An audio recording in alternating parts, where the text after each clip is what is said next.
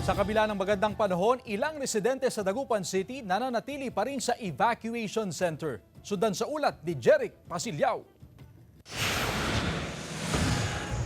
Ilang araw ng maganda ang panahon pero nananatili pa rin sa evacuation center ang ilang residente ng barangay Maluwad, Dagupan City na apektado ng baha. Tulad ni Juliet na taga Zone 2 na 5 araw nang nasa evacuation center. Binabaha pa rin daw kasi ang bahay nila kaya ayaw nilang makipagsapalaran sa posibleng sakit na dulot ng baha. Yung mga bata naman, yung mga nagta-tricycle, may alipo nga sila. Alam nyo naman, may leptos pero may leptos tayo.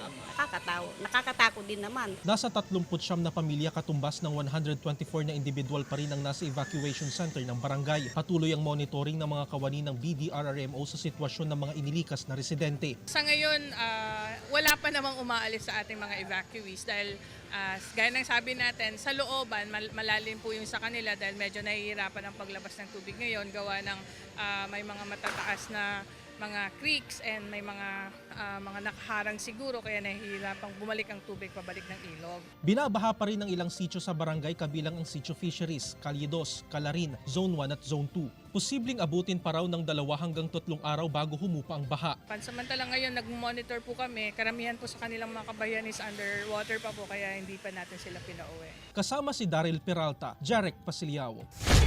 1 North Central Luzon.